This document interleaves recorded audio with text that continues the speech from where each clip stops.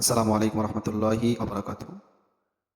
সম্মানিত দর্শক, আমি আপনাদের সামনে আজকে একটি সমাজের ভিতরে, বিশেষ করে যারা স্কুল কলেজে পড়াশোনা করেন, যুবক ভাইয়েরা, যারা সময় করে মাদ্রাসার কোনো পড়াশোনা করার সুযোগ পান নাই, কিন্তু খুব নামাজি, দিনদার, পাঁচ ওয়াক্ত নামাজ পড়ার চেষ্টা করেন, এই যুবকদের ক্ষেত্রে একটা মাসালা আমি বলে দিই, যে এই ভুলটা আমাদের সমাজের অনেক যুবকদের মধ্যে আছে। সেটা হলো, আমাদের সমাজে একটা বিষয় প্রচলিত, সেটা সাধারণ যুবকদের ভিতরে, পাবলিকদের ভিতরে, যে আমরা যখন প্রস্রাব করি তখন প্রস্রাবের প্যান্টের যেই জায়গায় প্রস্রাবের ফোঁটা লাগে, প্রস্রাব লাগে, আমরা মনে করি যে আহ, ওই ওই কাপড়ের কোনো এক কোণা 3 বার ধৌত করলেই আমাদের কাপড়টা পাক হয়ে যায়।